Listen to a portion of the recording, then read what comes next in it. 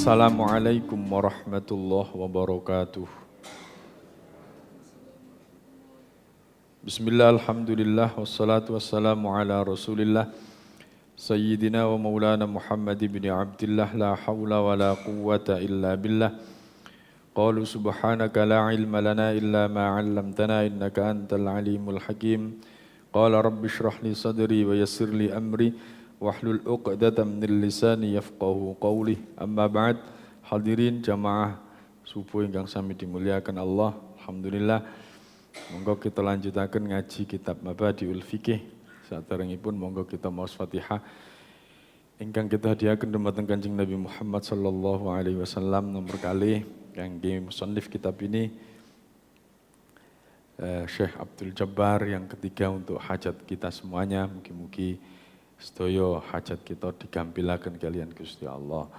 Al-Fatihah. A'udzubillahi minasyaitonir rajim. Bismillahirrahmanirrahim. Alhamdulillahi rabbil alamin arrahmanir rahim. Maliki yaumiddin. Iyyaka na'budu wa iyyaka nasta'in. Ihdinas siratal mustaqim. Siratal ladzina an'amta 'alaihim ghairil maghdubi 'alaihim waladdallin. Amin. Baik. Kita lanjutkan untuk bahasan tentang tayammum. Halaman 22.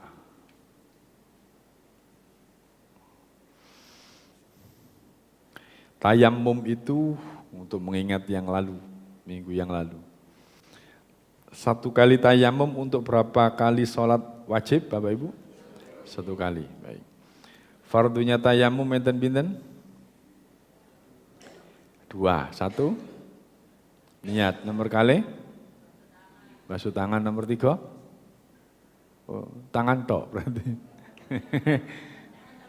Tangan sampai siku. Mpun niku tok. Sikil mboten usah. Muka. Berarti pinten?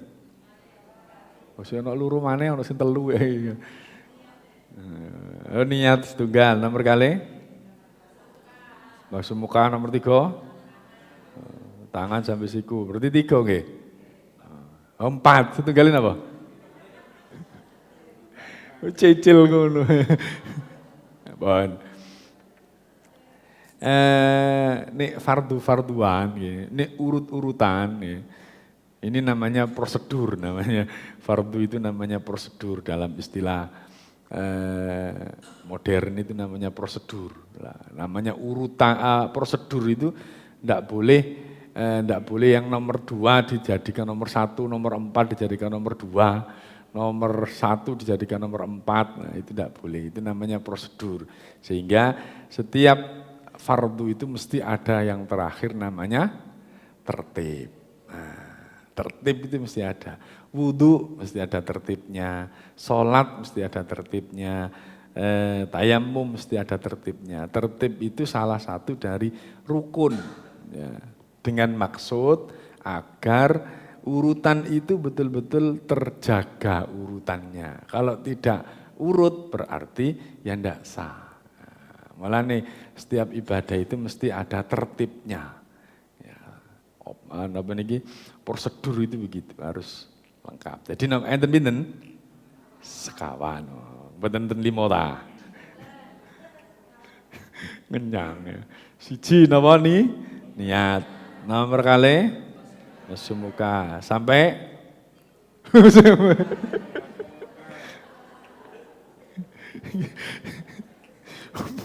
muka sampai siku. Tekon di. Walah. Ternyata ngaji subuh itu ya setengah-setengah turu. Maksudnya itu gak pada sadar-sadar sih. Muka terus tangan. Oke, jadi muka terus kemudian tangan sampai siku. Nomor sekawan tertib. Nah, bon, pas. Tasik imut nggih carane nggih. Nah, berapa kali usapan? 1 kali. Berarti dalam wudhu itu ada berapa kali usapan? 2. Yaitu 1 mengusap muka, yang kedua mengusap tangan. Ya. Ngusap muka dan ngusap tangan. Ya napa niate kalau wingi? Niate wingi kalau napa? Nawaitu tayammuma listibahati fardis sholati fardhal lillahi ta'ala. Alhamdulillah tasih imut nggih.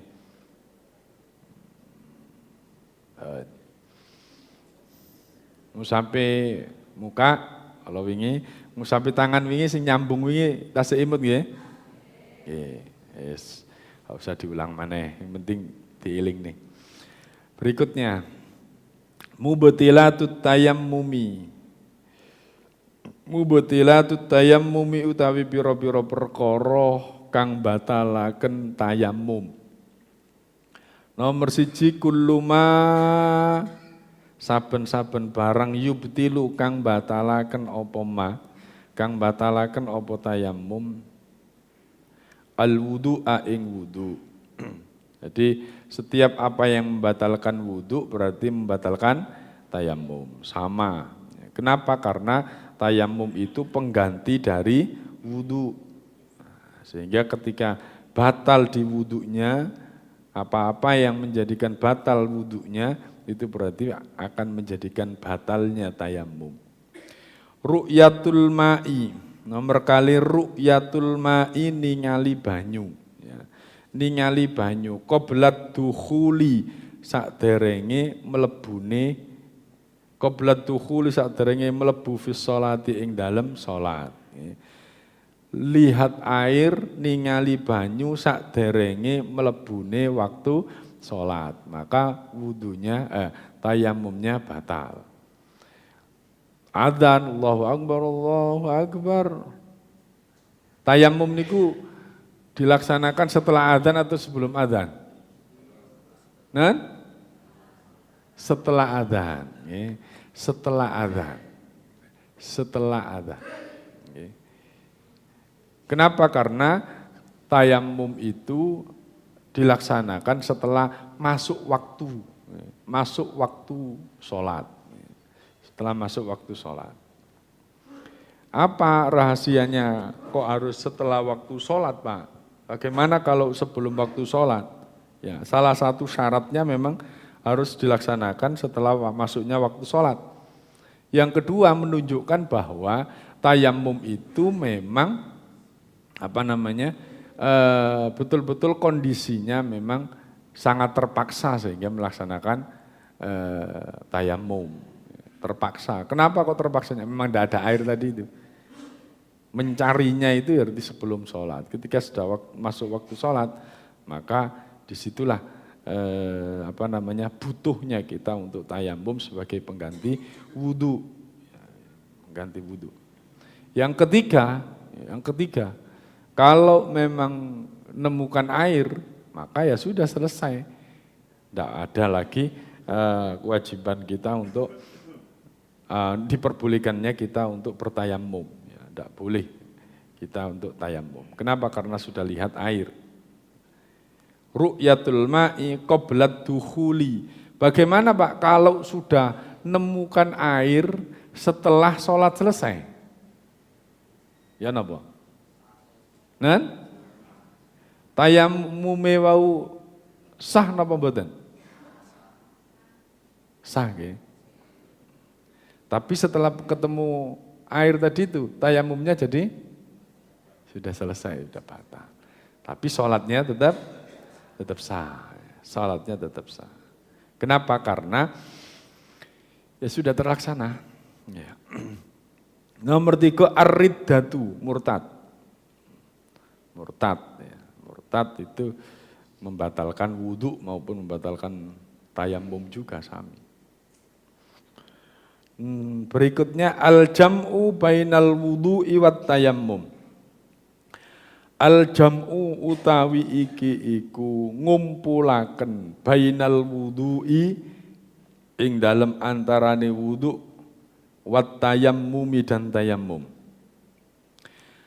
Man utawi sapane wong kana iku ana sapa wong bihi ing dalem kana kang ana iku bihi ing dalem wong apa jurun catu au damamilu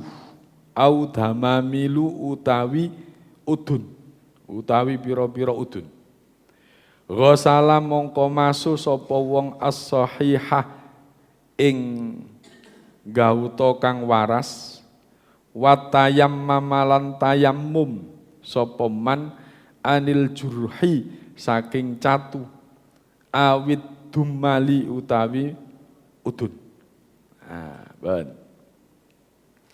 Ini syafi'iyah banget ya, ini syafi'iyah banget. Jadi kalau ada kalau ada anggota wudu yang juga termasuk anggota tayammum, kalau ada anggota wudu yang juga termasuk anggota tayammum, catu dan tidak bisa diusap oleh air, maka menurut Syafi'iyah, ya, ulama-ulama Syafi'iyah, ulama-ulama yang mengikuti mazhabnya Syafi'i, itu melaksanakannya dua-duanya. Digabung antara wudu dan juga tayammum. Contoh, bathuke enten udun gede. Digawe wudu kan gak iso. Digawe wudu kan gak iso.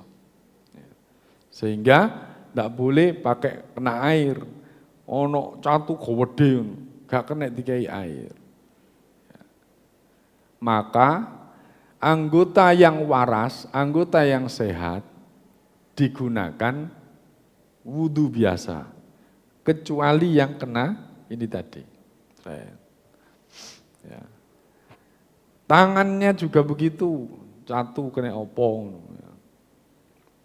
Maka ketika ngusap, ketika membasuh tangan yang sehat pakai air, tapi tangan yang luka tadi itu ya akhirnya digunakan tayammum juga. Bagaimana caranya, Pak? Menggabungkan antara wudhu dan tayammum itu adalah dengan cara ketika kita membasuh muka dilaksanakan dulu penuh. Nah, setelah penuh selesai, ya, baru kemudian yang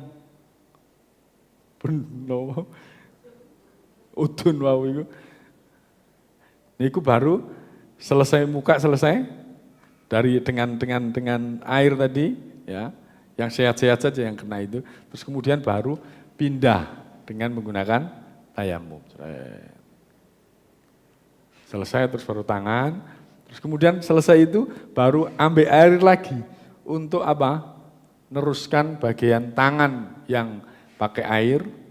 Setelah pakai air selesai tangan, baru karena ini ada yang tidak sempurna wudhunya tadi itu diganti dengan debu, tapi ngulang lagi dari awal.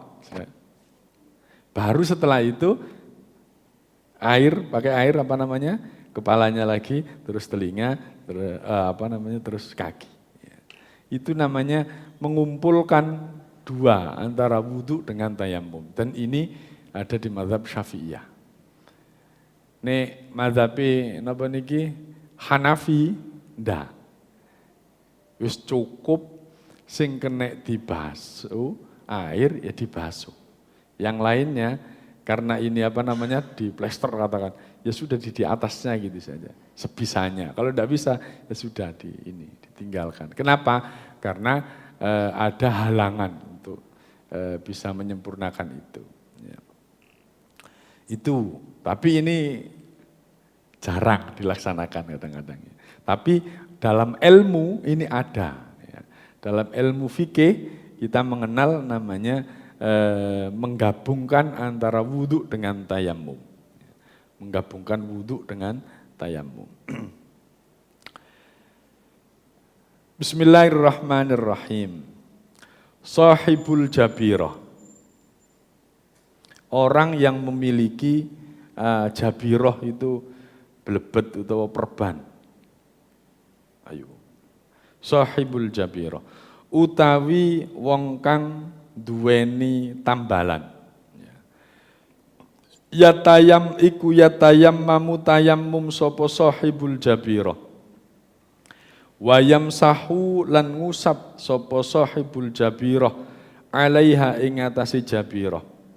Wala yu'idu lan ora baleni sapa sahibul jabiroh in wada'aha nalikane deleh sapa sahibul jabiroh ing jabiroh ala tuhrin ing atase suci. Wakanat lan ana sapa wakanat lan ana sapa jabiroh fi ghairi a'dha'it tayammumi ing dalem liyane pira-pira anggota tayammum. Wa illa lamun ora fayu'idu mongko baleni sapa sahibul jabiroh.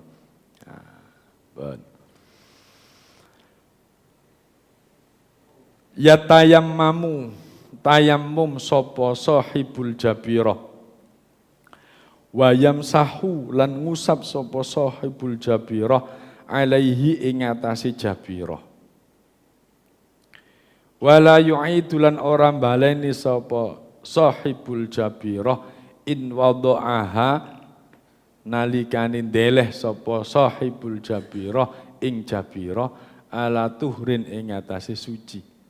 Wakanat lan ana sapa jabiroh fi ghairi a'dha'it tayammumi ing dalem anggotane tayammum. Wa illa lamun ora fayu'idu mongko baleni sapa sahibul jabiroh. Panjenengan menawi nggadani napa niki katakan catu ya, catu sebelum diblebet ya, sebelum diblebet monggo diupayakan catunya misalkan ada di tempat wudu ya, anggota wudu, tangan misalkan, tangan ini catu kena diiris napa niki pisaune brambang kan ibu-ibu kena brambang. Nih, lanang kena grendo ya. Pun saderenge diblebet nek saged niku nggih diwudhui dulu. Kita wudhu dulu. Wudhu lengkap ya, lengkap sebisanya kalau memang ini bisa dibasuh. Setelah itu, setelah wudhu selesai baru ditempeli napa niku blebet. Kanggo napa Pak wudune mau niku? Wong gak salat ya Pak. Ya gak apa-apa. Untuk memposisikan ketika kita memblebet ini tadi tempat wudhu itu dalam kondisi suci. Sehingga nanti ketika kita butuh wudhu, kemudian karena ini tidak bisa masuk air, kita cukup mengusap di atasnya saja. Kita mengusap di atasnya saja. Kenapa? Karena posisi tempat yang kena luka tadi itu sudah dalam kondisi suci. Nih, mengikuti kitab ini tadi, kalau masangnya dalam kondisi kita tidak suci, pasang terus kemudian kan nggak bisa sempurna itu. Ya, maka nanti ketika kita suci lagi itu, ya, ketika kita sudah sembuh dan kemudian kita harus mensucikan lagi, ketika sudah sembuh, terus sudah bisa wudhu dengan benar, maka nanti sholat yang kemarin-kemarin itu harus diulang lagi. Kenapa? Karena tidak sempurna wudhunya. Alias sholat yang kemarin-kemarin itu adalah lisukril waqt ya. Karena untuk syukur atas waktu yang sudah terlaksana ya. Sehingga sholat saja. Nah, ini juga yang menjadi alasan ada namanya sholat lisukril waqt. Ketika kita tidak bisa melaksanakan sholat itu dengan sempurna, misal baju kita semuanya najis, semuanya najis. Terus tidak ada posisi tempat yang suci, tidak ada tempat yang suci sama sekali. Terus ya Allah, Pak, iso sholat Pak, aku Pak. Panjenengan mengetahui kondisi seperti ini, panjenengan lebih baik tetap melaksanakan sholat dalam kondisi apapun yang ada. Ya, apapun yang ada, panjenengan wudhu biasa, lu gak suci ya Pak, tempatnya gak suci ya Pak, gak apa-apa, wudhu terus kemudian sholat di situ. Lu kan kotor kabeh Pak, gak apa-apa. Tetapi apa? Untuk lisyukril waqt.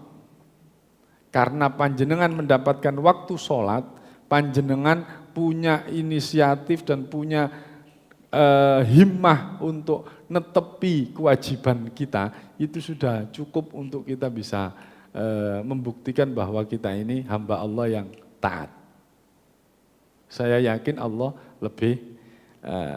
lebih mengetahui kita. Tetapi nanti ya, saat kita sudah pulang lagi, ya, mandi, selesaikan lagi, kemudian panjenengan sholat.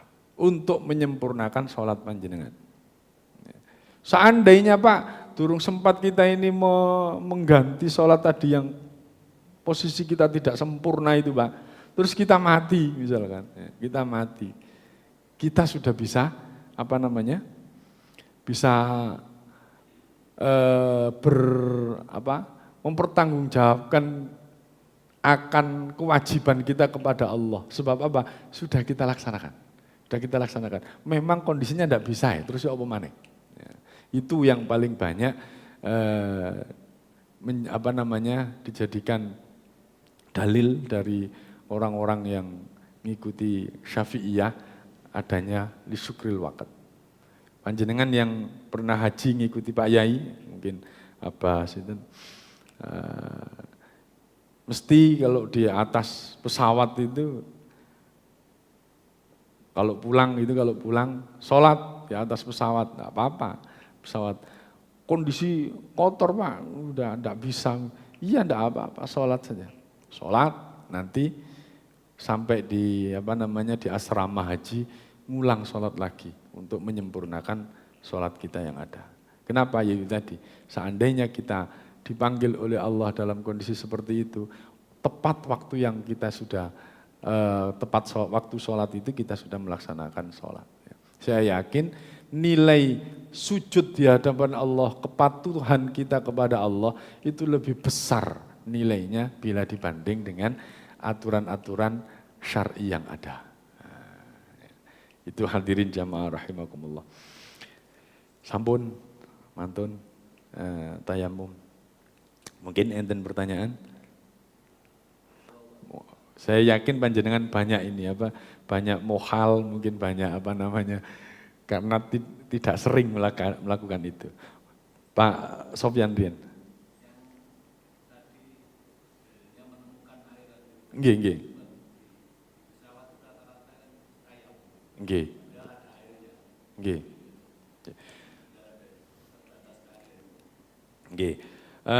Padahal ada air Pak, untuk wudhu. Ya kembali kepada konsep kemarin. Ya. Kembali pada konsep kemarin syarat tayamum. Ya. Apa saja syarat tayamum yang dibolehkannya orang tayamum? Satu, ketika tidak ada air. Yang kedua ada air tapi membahayakan. Yang ketiga ada air tetapi ada orang lain yang sangat butuh. Jika butuhnya air itu tidak bisa dipenuhi karena untuk urusan wudhu kita, misalkan ada orang minum, kalau tidak minum mati, maka itu menjadi penyebab kita dibolehkannya tayamum. Kita lihat di pesawat. Kalau di pesawat itu kan sangat-sangat rigid, dalam penggunaan air. Air tidak boleh tumpah di dalam pesawat karena apa? Karena di dalam pesawat banyak jaringan-jaringan yang sangat membahayakan, sehingga memang di area-area khusus yang memang dibolehkan air itu bisa tertumpahkan di situ, yaitu di kloset itu.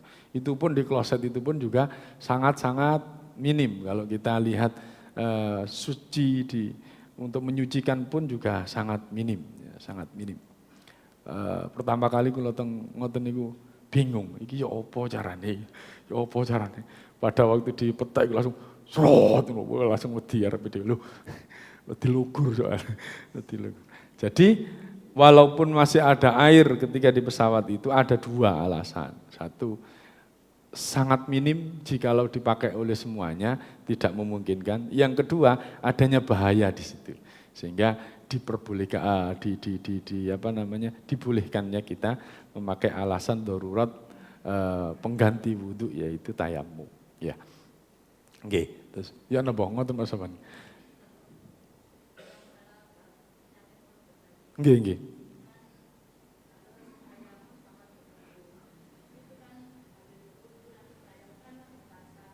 Oke. Nggih. Nggih. Dikeringkan dulu ya berarti. Kan enten. Jadi setelah wudhu satu, terus kemudian dikeringkan dulu, baru ke ke debu tadi. Memang ini sangat ribet memang kalau kita mengikuti ini, sangat ribet ya, sangat ribet. Salah satu dari kelebihan Imam Syafi'i yang kita ikuti dan banyak diikuti oleh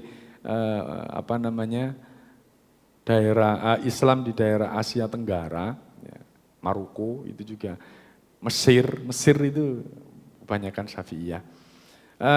Itu adalah kehati-hatiannya.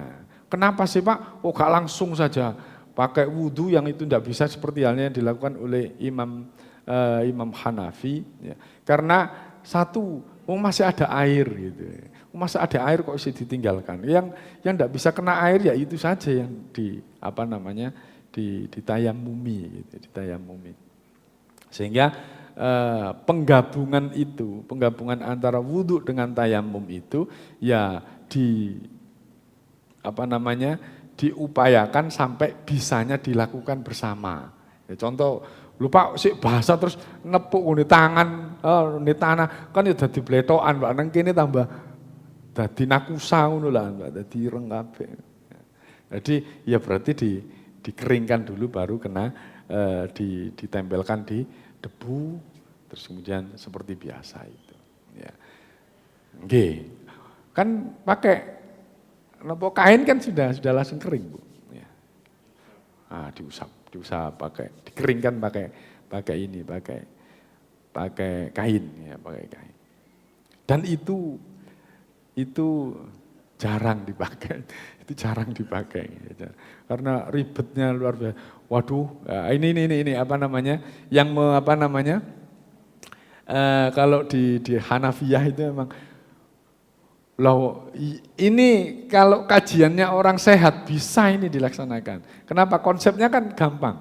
Udah setelah wudhu, konsepnya saja ini bukan gampang, konsepnya saja ini ribet Pak. Apalagi pelaksanaannya, apa maneh dilakoni oleh orang sakit. Kucu angele ngene wis gak usah salat, wis gak usah wudu. Wis gelem wudu wis alhamdulillah, gelem salat wis alhamdulillah. Sehingga memang Hanafiyah meringankan, sudah wong memang sudah ada alasan kok, alasan sakit kenapa harus diribetan begitu gitu. Tapi kalau Syafi'iyah karena konsepnya begitu, orang kalau masih ada air, masih mampu, maka harus dilakukan kan gitu. Bon, jenengan tinggal ini saja kira-kira yang paling penting itu adalah jangan sampai kita meninggalkan kewajiban itu. Ya. Adapun fikih, Bapak Ibu beribadah itu begini, ada dua sudut pandang dalam kita melakukan ibadah. Ya. Kita itu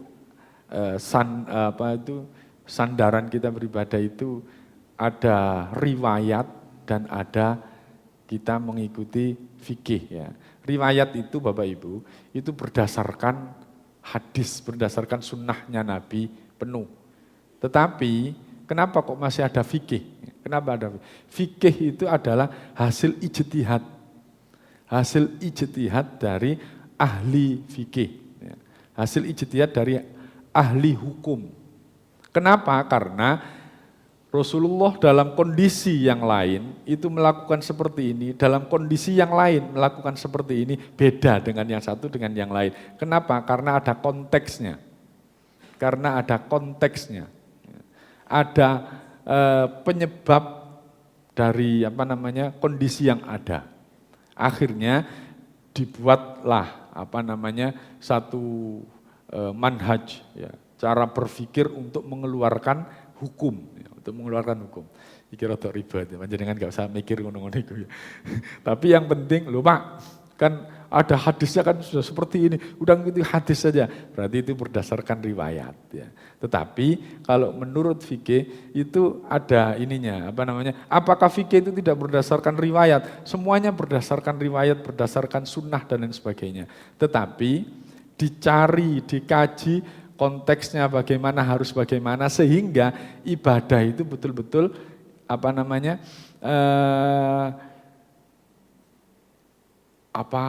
istilahnya itu, kalau orang skripsi itu harus apa Mas? Harus bukan referensi, bukan terperinci. Jadi kalau begini ini harus begini, apa Pak? Metodologis lah ya. Jadi fikih itu berpikir metodologis dan akhirnya berpikir ini ilmiah betul. Ya, fikih itu betul-betul ilmiah dan ada dasarnya. Dasarnya apa? Ya sunnah, tidak lain ya. Sehingga orang yang melakukan ini iki mau apa mana istilahnya itu ya. PR minjeng mawon. Sampun enten malih. Enggak usah mikir nggih.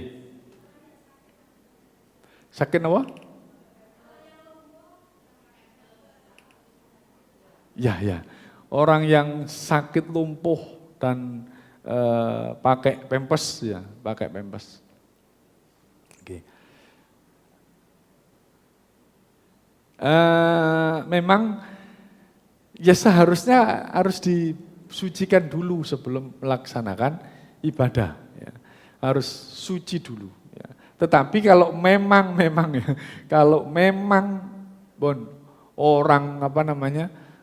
orang yang sakit kan nggak bisa melaksanakan